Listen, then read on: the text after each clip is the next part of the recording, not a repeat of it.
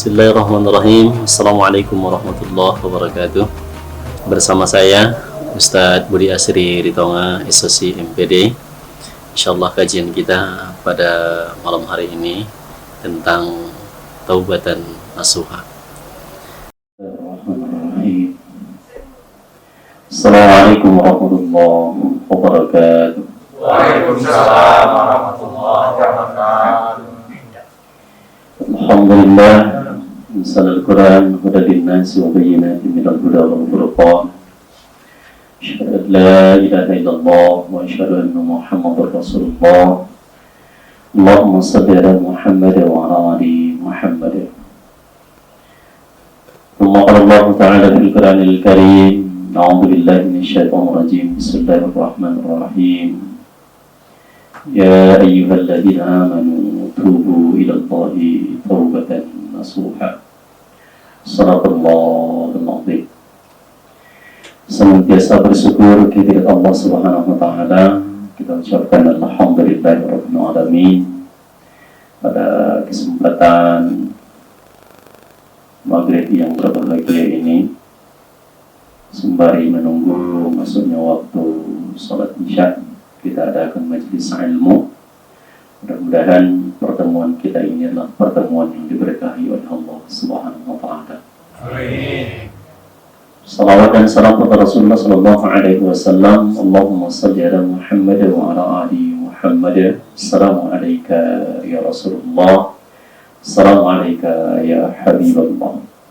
Harapan kita dengan rajinnya bersalawat, rajinnya bersalam kepada Rasulullah sallallahu alaihi wasallam, kelak di yaumil akhir dengan izin Allah Subhanahu wa taala Allah pertemukan kita dengan beliau yang mulia, dan beliau berkenan memberikan syafaat kepada kita, kepada ayah dan mak kita, kepada seluruh keluarga kita, dan kepada seluruh kaum muslimin dan muslimat insyaallah.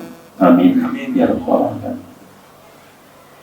Bapak Ibu hadirin yang dirahmati Allah Subhanahu wa taala, kita lanjutkan kajian kita masih dalam kitab Riyadhus Shalihin dalam bab taubat. Ada terputus beberapa pekan nih ya. Pada pertemuan sebelumnya kita sudah menyampaikan tentang persyaratan bagi seseorang yang ingin bertaubat. Ada 3 persyaratan utama. Yang pertama, harus meninggalkan setiap maksiat yang pernah dilakukan. Sekecil apapun bentuk maksiatnya, mesti ditinggalkan. Jangankan yang besar-besar, yang kecil pun. Jangankan yang haram, mestinya yang makruh pun dia berusaha meninggalkan perbuatan-perbuatan yang mendorong untuk melakukan perbuatan maksiat. Yang kedua, menyesal daripada setiap perbuatan maksiat yang pernah dilakukannya. Menyesal daripada setiap perbuatan dosa yang pernah dilakukannya.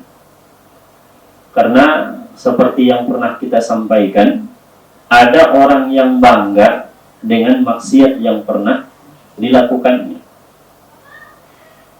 Dengan pongah ya, merasa hebat. Kalian belum seberapa itu anak muda. Kalau bapak dulu sampai masuk God gitu. Ya, bangga dia dengan dosa-dosanya. Itu tak boleh bukan? Tak boleh. Berarti merasa menyesal. Ada penyesalan dari dalam jiwa itu, dari dalam diri itu, bahwa maksiat yang pernah dilakukannya, baik dilakukan dengan sengaja ataupun yang tidak sengaja, ya, sadar melakukannya atau tidak sadar melakukannya, maka saat ini dia merasa menyesal, betul-betul menyesali perbuatan yang pernah dilakukan. Karena memang ada yang seperti itu, ya. Ada perbuatan maksiat itu karena tak ada ilmunya tentang itu, maka dia lakukan. Tak ada pengetahuannya bahwa itulah perbuatan dosa. Ya. tidak ngerti, dia lakukan. Ada orang yang memang nyata-nyata ada ilmunya tentang itu, tetapi hawa nafsunya lebih besar daripada rasa takutnya kepada Allah Subhanahu wa ta'ala. Sadar dia lakukan perbuatan maksiat, tapi sekarang menyesal dan berjanji tidak mengulangi lagi perbuatan maksiat tersebut.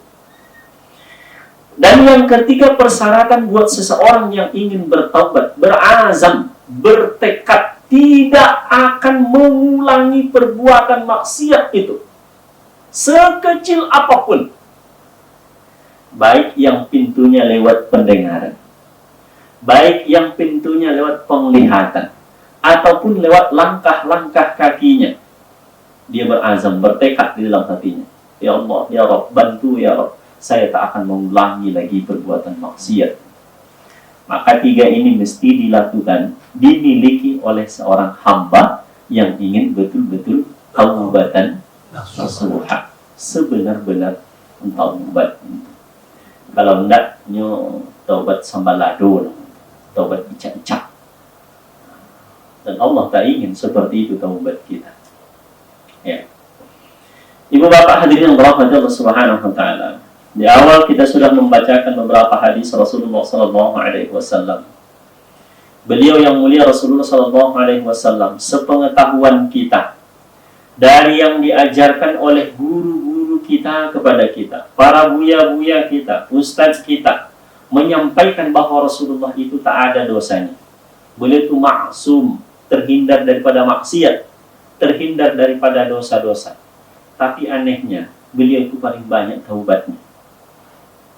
Ya tidak? Yes. Ya. Orang yang tak ada dosanya, taubatnya paling banyak.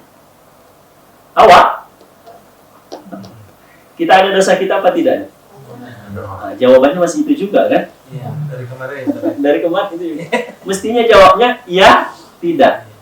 Ada, tidak. Tapi jawabnya banyak. Jujur. Ya. Karena kenapa? Memang iya, dosa kita banyak. Ya, banyak dosa kita. Maka mestinya kita lebih banyak istighfarnya dibanding Rasulullah Sallallahu Alaihi Wasallam. Kalau kita lihat apa yang disampaikan oleh Rasulullah, berapa kali beliau beristighfar, ya, memohon ampun kepada Allah Subhanahu Wa Taala dalam putaran 24 jam. Ya, apa kata Rasulullah? Wallahi, demi Allah, inni la astaghfirullah wa atubu ilaih fil yawm akthara min 70 marrah. 70 kali dalam putaran 24 jam. Wah, astaghfirullahaladzim. Alladzi la ilaha illa huwal hayyul qayyum wa atubu ilaih. Astaghfirullahaladzim wa atubu ilaih. Astaghfirullah wa atubu ilaih. Astaghfirullah wa atubu ilaih. Banyak. Pada hadis lain berapa? Ni'amallah 100 kali. Ya. Kita habis maghrib 3 kali. Jujurlah padaku. Ya, habis maghrib 3 kali. Ba'da isya 3 kali. Ba'da subuh 3 kali. Insyaallah ya. Kalau enggak ngantuk. Kalau ngantuk enggak boleh.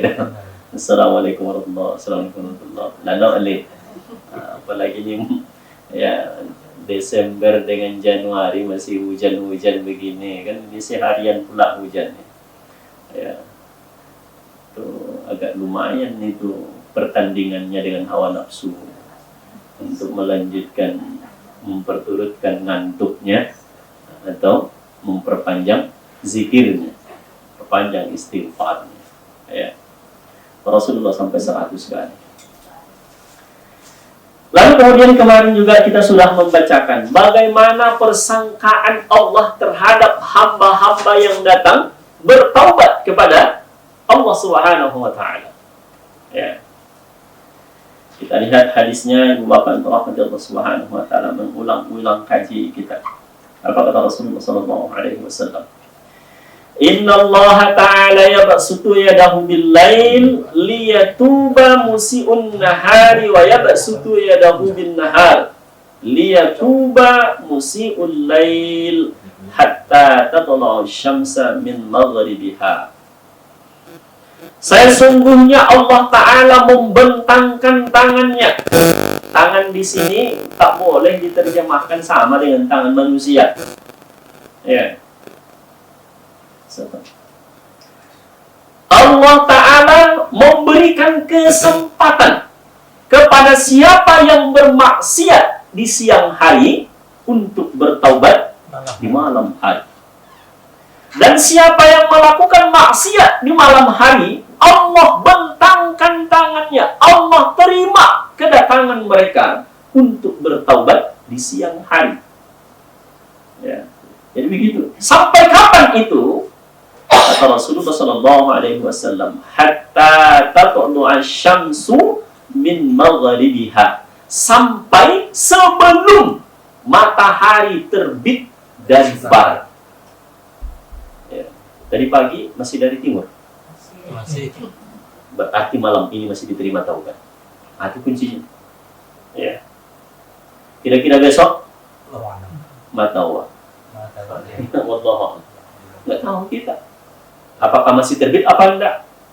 Ya. Jangankan dari barat atau timurnya, apakah terbit matahari besok nggak tahu kita. Ya. Atau buat orang lain terbit matahari, buat awak ada terbit matahari kan? Ya. Bisa jadi seperti itu. Sudah tutup mata kita, tak akan ada terbit matahari buat kita lagi. Buat orang lain masih tetap terbit matahari, buat kita tak terbit matahari. Ya. Jadi hadirin yang rahmatullah subhanahu wa ta'ala, ini menjadi acuan buat kita. Ternyata Allah Subhanahu wa ta'ala sangat sayang kepada hambanya. Siapapun yang berbuat maksiat di siang hari, Allah bentangkan tangannya. Artinya Allah terima dia kalau dia mau bertaubat di malam harinya. Begitu sebaliknya, siapapun yang bermaksiat di malam hari, kalau mau dia bertaubat di siang hari, Allah terima. Sampai kapan itu Allah buat seperti itu? Sampai sebelum matahari terbit dari barat. Masya Allah. Jamaah yang dirahmati Allah Subhanahu wa ta'ala. Ya. Ada sebuah kisah diceritakan oleh Rasulullah sallallahu alaihi wasallam. Ya. Saya bacakan hadisnya, kita lihat terjemahannya. Dari Abu Sa'ad bin Malik bin Sinan Al-Khudri radhiyallahu anhu, Nabi sallallahu alaihi wasallam bersabda, apa kata Rasulullah sallallahu alaihi wasallam? Diceritakan kepada para sahabat ketika itu, dan kita ceritakan kembali pada saat ini. Ya. Sebelum kalian, kata Rasulullah kepada para sahabat, ada seorang laki-laki membunuh 99 orang. Dan mungkin kisah ini sudah populer kita dengar, kita ulang-ulang kembali. Ya. 99 orang. Lebih satu RT itu. Banyak itu. Bantainya. Berarti setiap dibunuhnya satu dia tong itu. Cie, mate. Oh ya. Jadi buatnya kan. 99. Ini 40 udah tewas awak semuanya. Cuma 40. Lepas dari Sabang sampai Merauke kan.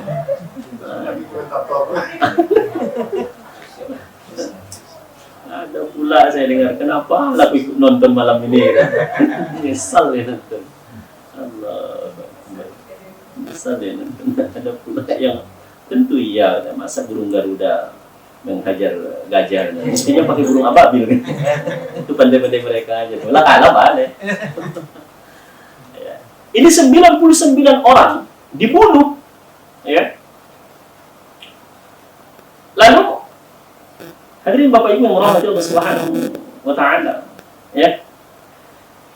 Si laki-laki yang membunuh 99 orang ini muncul rasa penyesalan.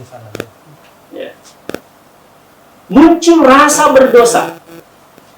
Sehingga apa? Hatinya gelisah. Maka catatan buat kita, orang yang melakukan kesalahan, kalau gelisah hatinya itu masih bagus. Halo? Ya Bu? Kalau dia melakukan kesalahan, melakukan sesuatu perbuatan yang tak baik, gelisah hatinya itu masih bagus tuh orang. Sempat melakukan kesalahan,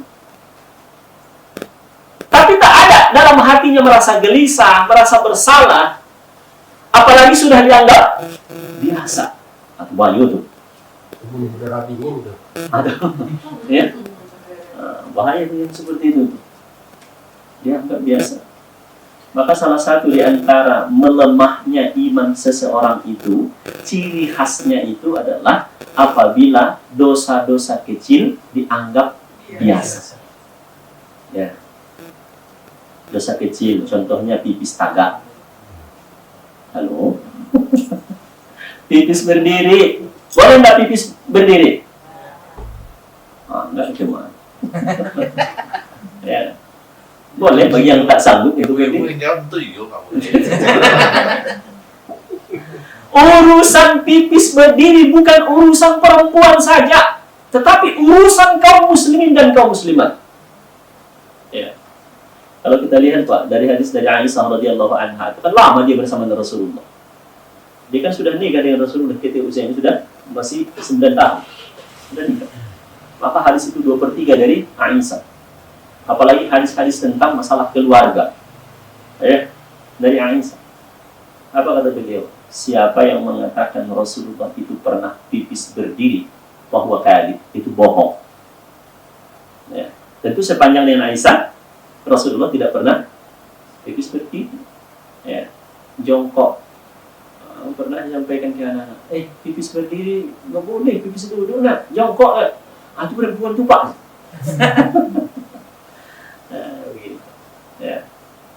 Dalam bahasa kita pun, ya, orang-orang tua kita, kalaupun tak kaji itu lewat hadis, tapi apa kata mereka? Ya, jika bapak pipis berdiri, maka anak pipis maraton. Pipis berlari dia. Artinya itu tak baik. Ya. Tengoklah kambing. Kambing aja bisa pipis jongkok. Ya. Masa? Betul lah, Pak. Jongkok pipis itu. Allah. Agak luar tuh.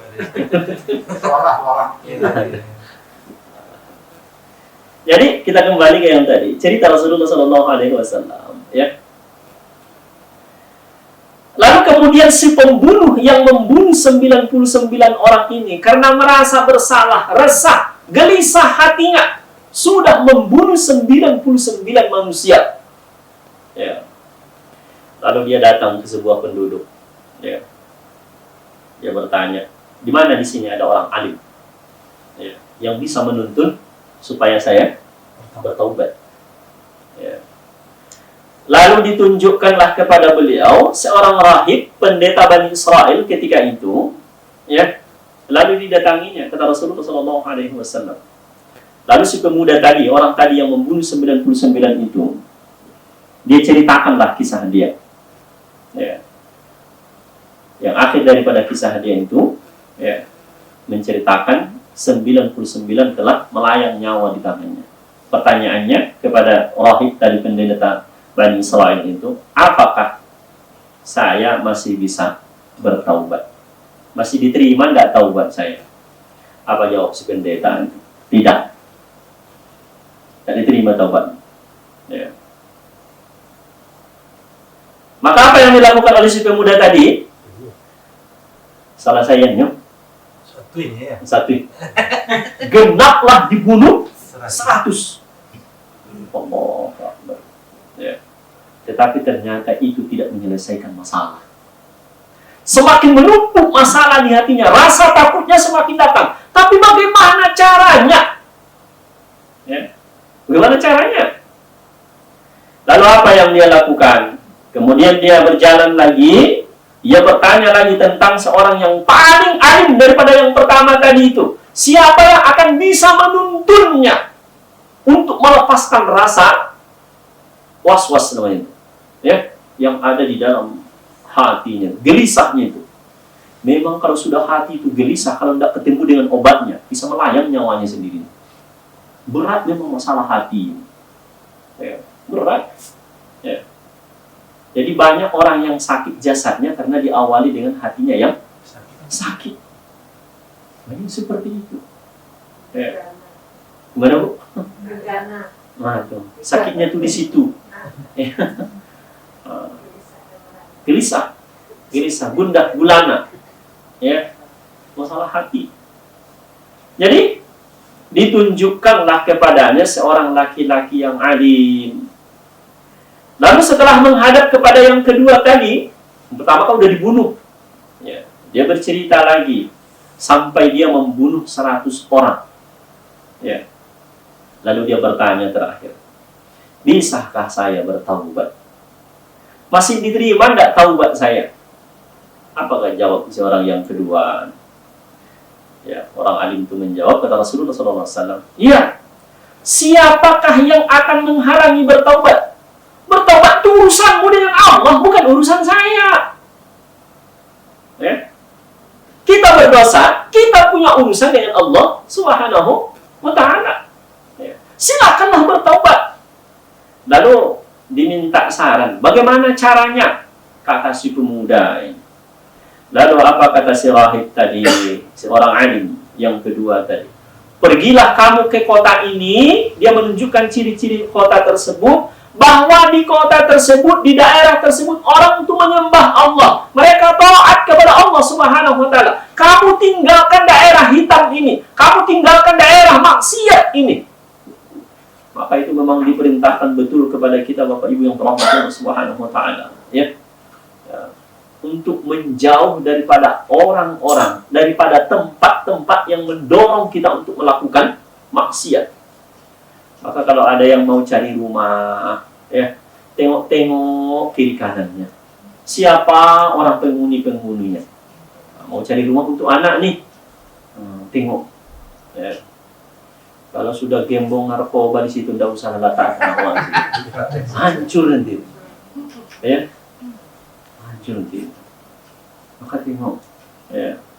Misalnya kalau di sini tidak ada lagi rumah, udah orang-orang soleh-soleh semua di sini. Tapi tempat itu tidak memungkinkan lagi, udah penuh. Mau cari tempat lain, mau dipanam di mana itu. Tapi tengok siapa nanti tetangga-tetangga daripada anak-anak kita. Jadi seperti itu.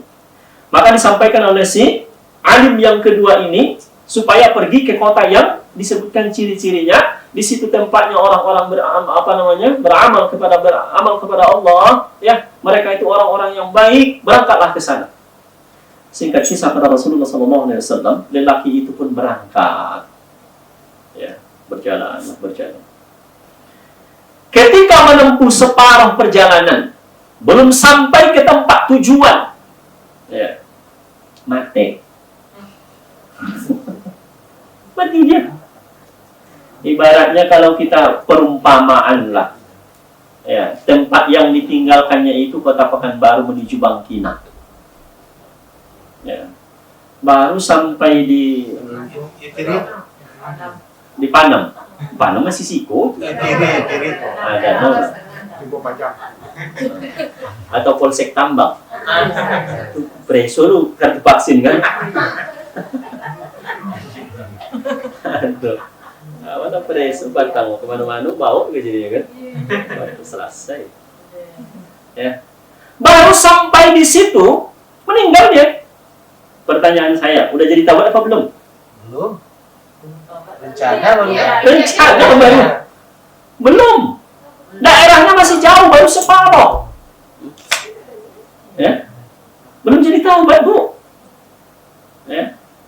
Caranya pun belum tahu dia, baru menuju ke sana. Kan ditunjukkan tadi, pergilah ke daerah ini, di situ orangnya baik-baik, mereka menyembah Allah, mereka tak ada maksiat, tinggalkan daerah hitam ini, tinggalkan daerah yang membuatmu bermaksiat ini, sampai engkau membunuh orang lain. Pergilah ke daerah itu. Berangkat dia. Bagaimana untuk melepaskan resah gelisah di hatinya itu, beban dosa yang ada dalam hatinya itu.